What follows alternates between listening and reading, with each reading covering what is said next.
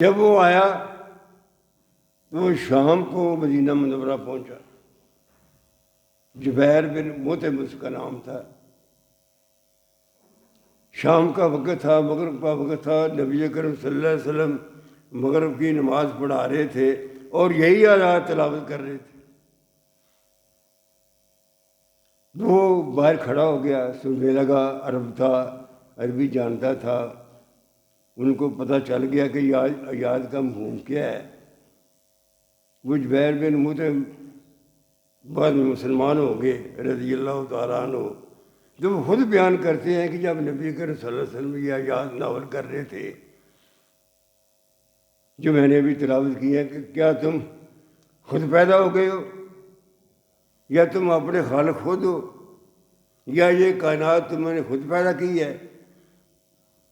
جب یہ آیات آپ تلاوت فرما رہے تھے تو میرا دل جو تھا نا، دل نے گواہی دی کہ باقی اللہ کا قرآن ہے۔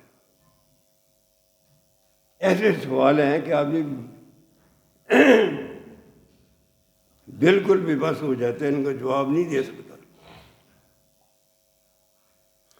تو اللہ تعالیٰ فرماتا ہے بل لا یوقنون، اصل بات یہ ہے، بیماری یہ ہے کہ تم مسلمان ہونا نہیں چاہتے۔ تمہارے سامنے تمہاری ٹور ہے، تمہارے سامنے تمہاری چودراہٹ ہے، تمہارے سامنے تمہارا تعصب ہے، جو تمہیں اس طرف نہیں آنے دیتا۔ تم مکہ مکرمہ میں خانہ کعبہ کے مجاور ہو، وہاں چڑھاوے چڑھتے ہیں، تم وہ پیسے وصول کرتے ہو۔ تمہیں پتہ ہے کہ اگر یہ ہم نے کلمہ پڑھ لیا تو یہ ہم سے یہ سب چیزیں جو ہیں یہ چھن جائیں گی۔ بل لا یوقنون، اصل تمہاری بیماری ہے، تمہارے پاس میرے سوال کا کوئی جواب نہیں ہے، لیکن اصل بیماری یہ ہے کہ تم ادھر آنا ہی نہیں چاہتے۔ اللہ تعالیٰ پھر ایک اور سوال کرتا ہے، وہ کہتا ہے، اللہ تعالیٰ فرماتا ہے یہ کیا ساری کائنات کے خزانے جو ہیں اس کا جو انتظام ہے تمہارے پاس ہے؟ اب کون کہہ سکتا ہے کہ اس کے پاس ہے؟ تو اللہ تعالیٰ فرماتا ہے جب میں ساری کائنات کا مالک ہوں، میں نے کائنات پیدا کی ہے، بندے بھی میں نے پیدا کیے ہیں، تو پھر انبیاء بھی تو میں نے بھیجنے ہیں نا اللہ کے بندوں کی ہدایت کے لیے۔ یہ کیا میں تم سے پوچھ کے کسی نبی کو مقرر کروں گا؟ یہ بھی سوال ہے۔ جب تم کسی چیز کے مالک ہی نہیں ہو، یہ پوری کائنات کے جو خزانے ہیں وہ رب العالمین کے پاس ہے، تو پھر اس پوری کائنات کا نظام اسی نے چلانا ہے۔ اب اللہ تعالیٰ ایک اور سوال کرتا ہے، بٹ سچی بات یہ ہے جب یہ آیات پڑھ رہا تھا تو اللہ تعالیٰ کی جو ہے نا اس کا انداز تخاطب، لوگوں سے بات کرنے کا انداز ایسے ہے جس طرح اللہ تعالیٰ بندوں کے درمیان بیٹھا بات کر رہا ہے۔ اللہ تعالیٰ ایک اور سوال کرتا ہے، اللہ تعالیٰ فرماتا ہے کیا تمہارے پاس کوئی سیڑھی ہے وہ لگا کے تم ساری کائنات کے حالات معلوم کر لیتے ہو؟ کوئی تمہارے پاس اختیار ہے جو سیڑھی ہے کوئی چڑھنے کے اوپر، عالم بالا کی جو خبریں ہیں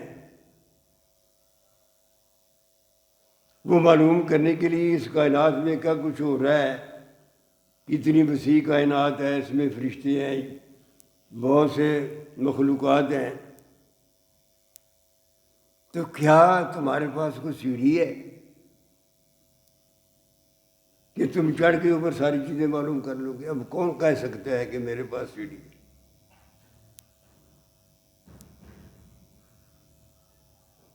یہ اللہ تعالیٰ ان پر سوال اس لیے کرتا ہے تاکہ لوگ جو ہیں جب ان کا جواب نہیں دے سکیں گے تو پھر دل سے اپنے آپ پر سوال کریں گے کہ اللہ تعالیٰ کی بات تو ٹھیک ہے. جب اللہ تعالیٰ کی بات ٹھیک ہوگی تو پھر نبی اکرم صلی اللہ علیہ وسلم کو وہ مان لیں گے.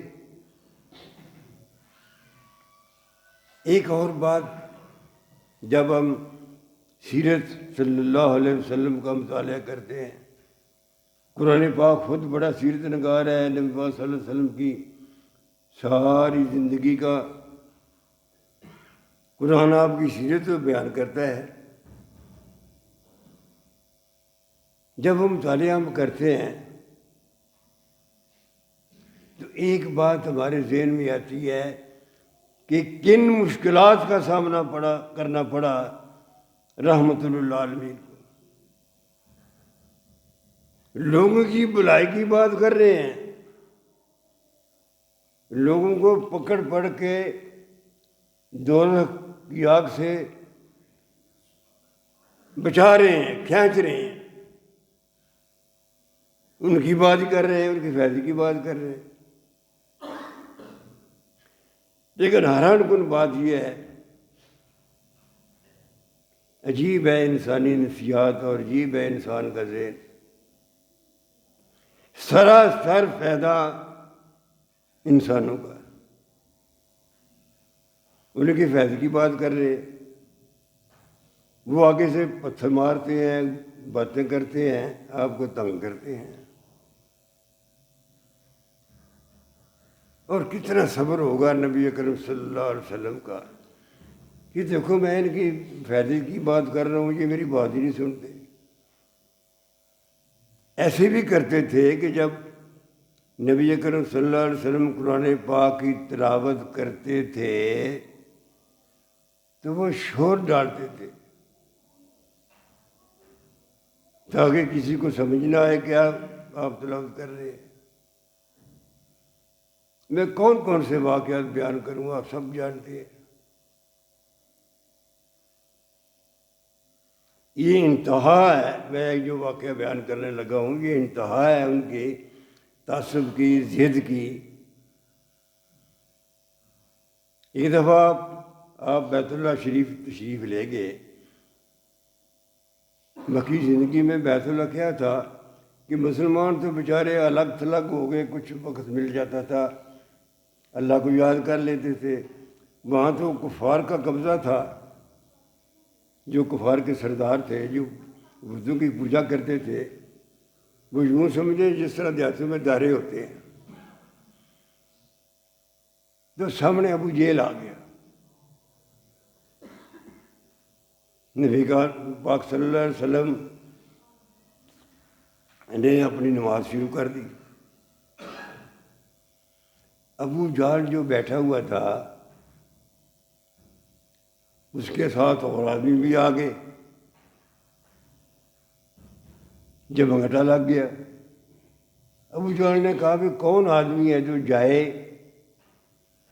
باہر جا کے کسی اجڑی کو تلاش کرے، جانور ذبح ہوتے ہیں نا، اجڑی کو تلاش کر کے لے آئے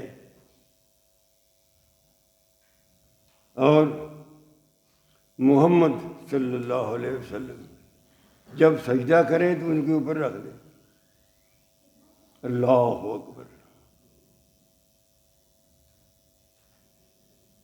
واقعی ایک آدمی گیا، اجڑی اٹھا کے لے آیا اور جب آپ نے سجدہ کیا تو اس کے اوپر رکھ دیا اس نے. ابو جہل بیٹھا ہنس رہا ہے، باقی لوگ بھی ہنس رہے ہیں. یہ کیا مطلب ہے؟ کن مشکلات سے نبی کریم صلی اللہ علیہ وسلم کو گزرنا پڑا.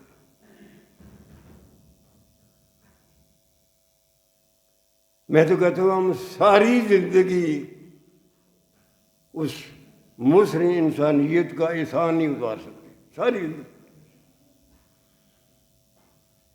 اجڑی رکھی ہوئی تھی تو پھر حضرت فاطمہ رضی اللہ تعالیٰ عنہ کو پتہ چلا، وہ دوڑ کے آئیں گھر سے، آ کے اجڑی کو اتارا، کپڑے صاف کیے، یہ موقع تھا جب نبی کریم صلی اللہ علیہ وسلم نے ان کفار کو 5-6 آدمی تھے، ان کا نام بھی آتا ہے تاریخ میں، ان میں ابو جہل بھی تھا. یہ وہ موقع تھا جب نبی کریم صلی اللہ علیہ وسلم نے ان کے لیے بد دعا کی. تو سارے جو تھے 5-6 آدمی کافر وہاں بیٹھے ہوئے تھے، وہ جنگ بدر میں سارے مارے گئے تھے، ورنہ کبھی کسی کے لیے بد دعا نہیں کی. اب آپ جانتے ہیں کہ جب ایک آدمی کا سانس رک جائے اجڑی کی وجہ سے تو جان بھی جا سکتی ہے. یہ حالات تھے. ان حالات میں نبی کریم صلی اللہ علیہ وسلم نے اس اللہ کے دین کو لوگوں تک پہنچایا، لوگوں کے بھلے کے لیے. اب ان کا آپ کا کیا فائدہ تھا؟ اب اللہ تعالیٰ ایک اور سوال کرتا ہے. اللہ تعالیٰ سوال یہ کرتا ہے، بتاؤ بھائی تم مکہ والو، کیا یہ میرا نبی محمد صلی اللہ علیہ وسلم تجھ سے کوئی اجر مانگتا ہے؟ تم سے کوئی چیز مانگتا ہے؟ ظاہر ہے کہ اس کا جواب تو نفی میں تھا.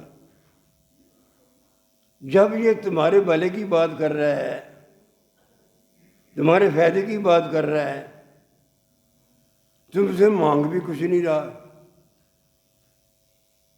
کوئی نہیں مانگتا، نہ ووٹ مانگتا ہے، نہ تم سے کوئی ایسی بات مانگتا ہے. ایک بات کہتا ہے، اے بندو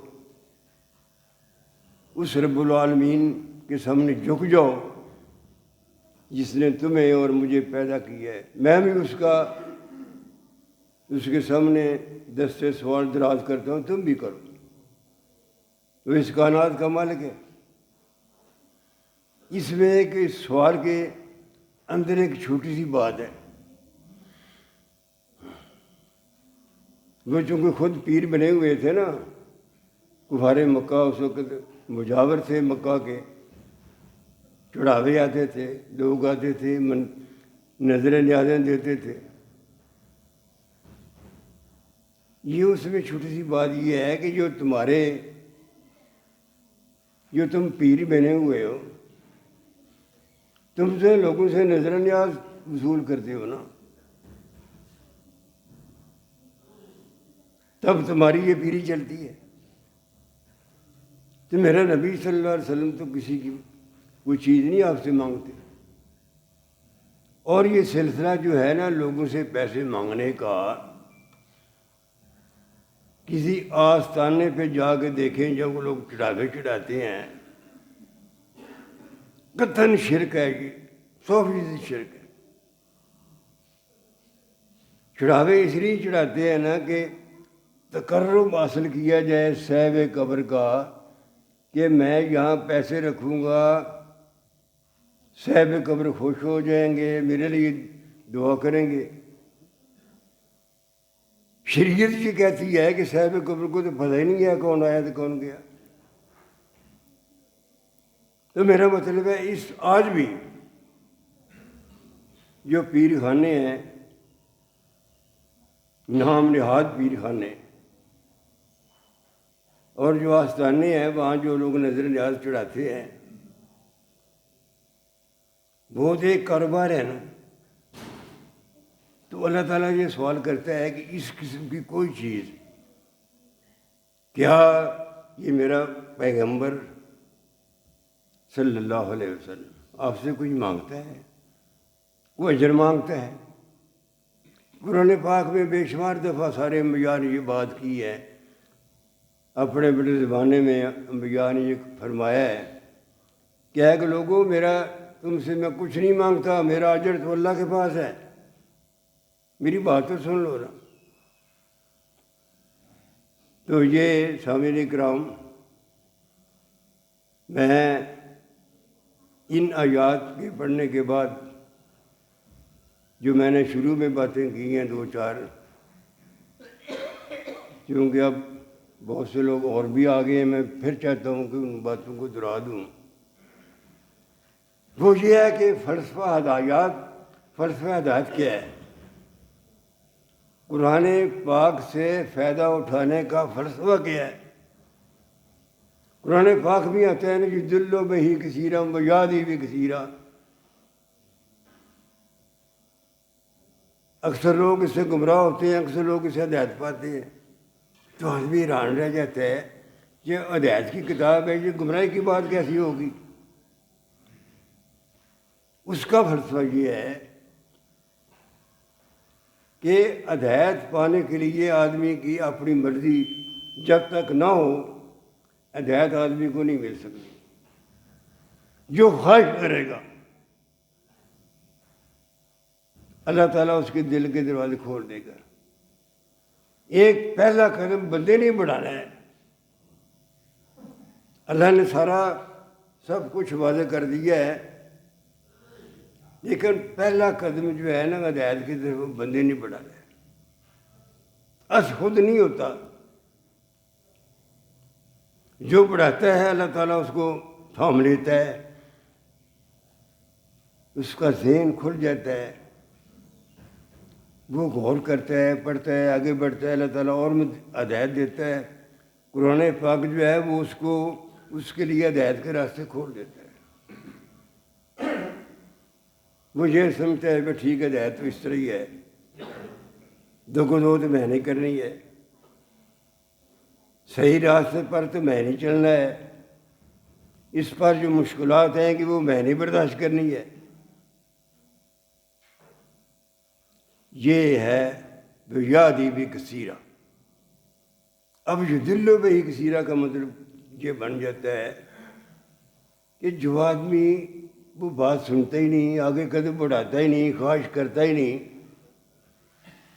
قرآن سے پوچھتا ہی نہیں کہ یہ قرآن مجھے کیا کہہ رہا ہے، وہ اس طرف پیٹھ موڑ لیتا ہے، نہیں اس طرف آتا، تو ظاہر ہے وہ گمراہی ہوگا. وہ دل کی بات، عقل بھی اس کو بات کو مانتی ہے. یہ تو اس طرح مثال ہے نا، آپ بارش ہو رہی ہے، جو کچھ اوپر سے پانی آ رہا ہے، آپ اپنا پیالہ لے کے جاتے ہیں کہ چلو میں بھی پیالہ بھر لوں، پیاس بجھا لوں، ہوتا ہے نا. ایک مثال ہے. اگر ایک آدمی آگے بڑھ کے پیالہ اپنا بھر لیتا ہے، ظاہر ہے کہ اس کو پانی مل جائے گا، پیاس بجھا بھی لے گا. اگر وہی آدمی اپنے پیالے کو اوندا کر دیتا ہے تو اوندے پیالے میں پانی کس طرح جائے گا؟ وہ تو 1 سال بھی وہاں کھڑا رہے پیالہ اس طرح کر کے، اس میں پانی نہیں آئے گا. پانی تب ہی آئے گا جب وہ پیالہ سیدھا کرے گا.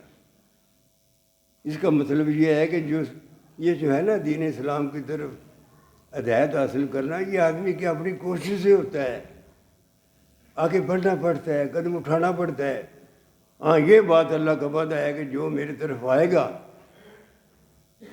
خلوص نیت کے ساتھ کہ یا اللہ مجھے ہدایت دے دے، میں اس کے دروازے سارے دل کے کھول دوں گا، اس کو ہدایت مل جائے گی. اللہ تعالیٰ ہمیں ہدایت پر چلنے کی توفیق دے. وہ مولا